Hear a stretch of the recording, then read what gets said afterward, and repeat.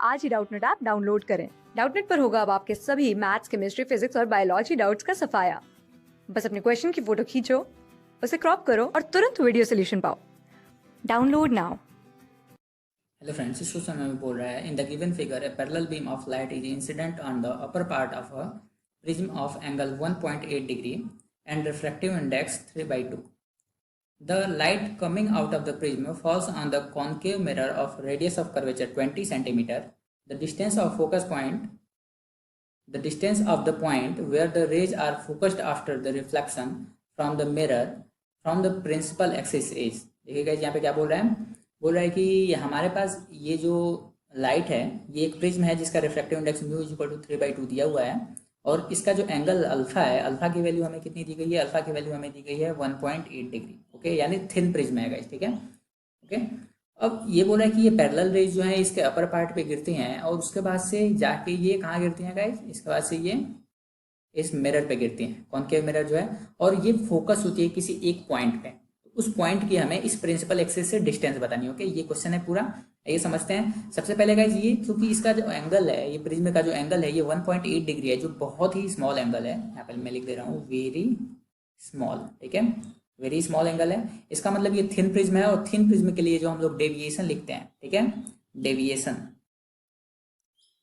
Deviation due to thin prism, deviation due to thin prism, इसकी value क्या हो जाएगी? Deviation due to thin prism, delta से इसको डिनोट करते हैं, उसकी वैल्यू होती है म्यू माइनस 1 इंटू ए, ठीक है, म्यू माइनस 1 इंटू ए, जहाँ म्यू क्या होता है? रिफ्रैक्टिव इंडेक्स होता है, ए जो होता है वो प्रिज्म एंगल होता है। ओके, तो यहाँ पे म्यू की वैल्यू है 3/2 माइनस 1 इंटू ए की वैल्यू कितनी है गाइज? 1.8 डिग्री, सब कुछ डिग्री में ये भी कैलकुलेट कर रहे हैं, यानी ये वैल्यू हमें मिल जाएगा 0.9 डिग्री। ओके, 0.9 डिग्री इसको रेडियन में अगर कन्वर्ट करें तो हमें क्या मिल जाएगा गाइज? रेडियन में अगर कन्वर्ट करें तो π/180 से मल्टीप्लाई करना होता है, यानी π/180 से इसको मल्टीप्लाई कर दिए, हमें क्या मिल जाएगा? यहाँ से देखिए, ये इसको 9 2 जा 18 0 200 टाइम्स, यानी π/200 रेडियन। ये एंगल मिल गया, इतने एंगल से क्या होगा? ये डेविएट होगा। इसका मतलब गाइस क्या है? देखिए, मैं आपको यहाँ पे एक फिगर से इसको बताने की कोशिश कर रहा हूँ।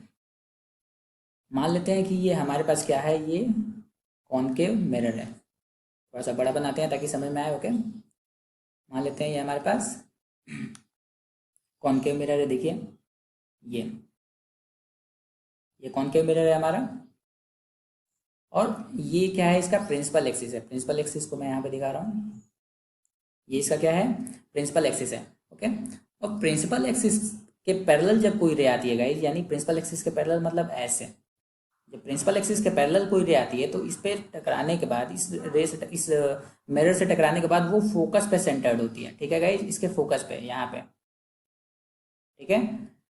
लाइट जो होती है, जो इसको हम लोग पैरेक्सियल रे बोलते हैं, ये कॉनकेव मिरर से टकराने के बाद फोकस पे, इसके फोकस पे सेंटर्ड होती है, ठीक है। ये अगर प्रिंसिपल एक्सिस के पैरेलल हो तो, लेकिन अगर प्रिंसिपल एक्सिस के पैरेलल ना हो तो, अगर प्रिंसिपल एक्सिस के पैरेलल ना हो फिर भी लाइट पैरेलल है, इसका कहने का क्या मतलब है गाइस? प्रिंसिपल एक्सिस के पैरेलल ना हो लेकिन लाइट पैरेलल आए, मतलब सिचुएशन कुछ ऐसी हो। देखिए, सिचुएशन है कुछ ऐसी, ये रहा प्रिंसिपल एक्सिस इसका, और लाइट जो है वो पैरेलल आ रही है लेकिन प्रिंसिपल एक्सिस के पैरेलल नहीं है, मतलब ऐसे, ऐसे, ठीक है। लाइट कैसे आ रही है? ऐसे आ रही है पैरेलल, लेकिन प्रिंसिपल एक्सिस के पैरेलल नहीं है। तो और ये इसका क्या है? ये इसका फोकल लेंथ एफ है, ठीक है, ये इसका फोकस है।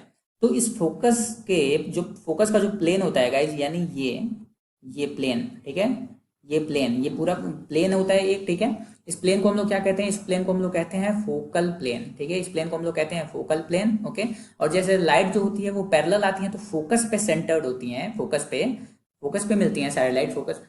तो वैसे ही ये जो रे होती हैं, अगर पैरेलल नहीं होती है प्रिंसिपल एक्सिस की, लेकिन रे पैरेलल आती हैं, तो वो फोकल प्लेन में ही कहीं सेंटर्ड होती है। मतलब ये इससे टकराने के बाद ऐसे, मान लीजिए ये रे गई यहाँ से, ये टकराने के बाद यहाँ पे ऐसे, ये यहाँ पे मिलेंगे साइड लाइट, ठीक है गाइज। ये साइड लाइट जो है वो यहाँ से पास होंगी, ये फोकल प्लेन में ही किसी एक पॉइंट से पास होंगी। मतलब कि रेज अगर पैरेलल आ रही हैं, भले ही वो प्रिंसिपल एक्सिस के पैरेलल हो या ना हो, लेकिन रेज अगर पैरेलल आ रही हैं तो वो फोकल प्लेन में ही मिलती हैं, एक दूसरे को इंटरसेक्ट करती हैं। ओके, ये अलग बात होती है, ये इसका ये केस मैंने ये बताया, ये इसका एक स्पेशल केस होता है कि वो उस प्रिंसिपल एक्सिस पे ही फोकल प्लेन में सेंटर होती है। ठीक है गाइस, तो ये क्या है, ये जो है इसका एक स्पेशल केस है इसी केस का, क्योंकि ये जो है फोकस, ये भी क्या है, ये फोकल प्लेन में ही है, और तो ये भी फोकल प्लेन में है। ठीक है, तो ये कॉन्सेप्ट हम लोग समझ चुके हैं। आइए अब देखते हैं क्या हो रहा है एक्चुअली गाइस, ये क्या है हमारा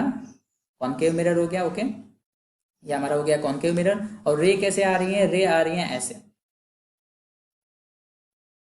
सिर्फ एक ही रे मैं बनाऊंगा ताकि समझ में आ जाएगा आसानी से, ओवरराइटिंग नहीं होगी। ओके, देखिए रे आ रही है ऐसे, क्योंकि रे जो है ये पैरेलल आ रही थी पहले, और यहाँ से टकराने के बाद, प्रिज्म से टकराने के बाद, जो प्रिज्म यहाँ पे रखा हुआ था उससे टकराने के बाद कितना डेविएट हो गई,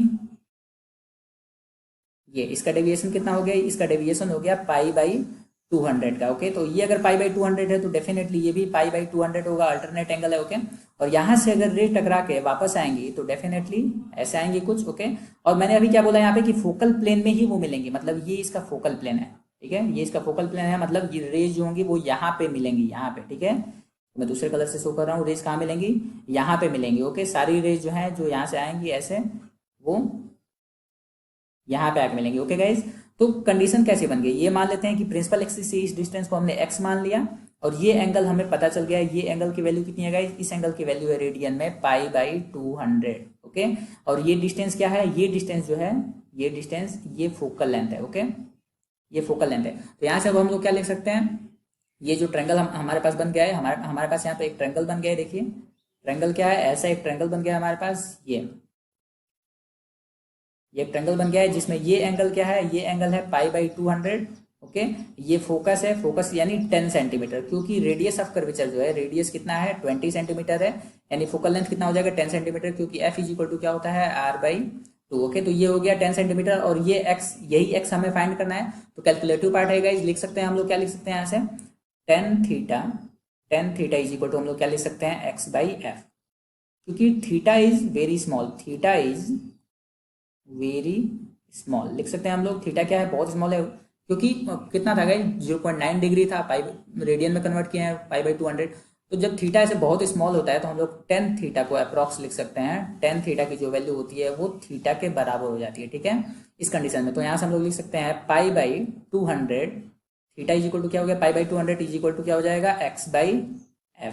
ओके, यानी π/200 इज इक्वल टू एक्स की वैल्यू हमें फाइंड करनी है, और f कितना है 10 सेंटीमीटर, जीरो ने जीरो को मार दिया, और यहाँ से हमें x इज इक्वल टू मिल जाएगा 3.14, क्योंकि पाई की वैल्यू हमें 3.14 यूज करना है, डिवाइडेड बाई 20, यानी 0.157 सेंटीमीटर। इसको अगर mm में कन्वर्ट कर देते हैं तो हम लोग क्या लिख सकते हैं, 10 से मल्टीप्लाई करेंगे, यानी 1.57 mm। ठीक है गाइज, तो ये हो जाएगा हमारा करेक्ट आंसर 1.57 mm। तो ऑप्शन चेक कर लेते हैं हमारा कौन सा ऑप्शन करेक्ट होगा। देखिए यहाँ पे जो सेकंड ऑप्शन है 1.57 mm, ये हो जाएगा हमारा करेक्ट आंसर। होप आपको समझ में आया होगा। Thank you. क्लास 6 से 12 से लेके नीट, IIT, JEE मेंस और एडवांस के लेवल तक 10 मिलियन से ज्यादा स्टूडेंट्स का भरोसा। आज ही डाउनलोड करें डाउटनेट ऐप या व्हाट्सएप कीजिए अपने डाउट्स 8400 400 400 पर।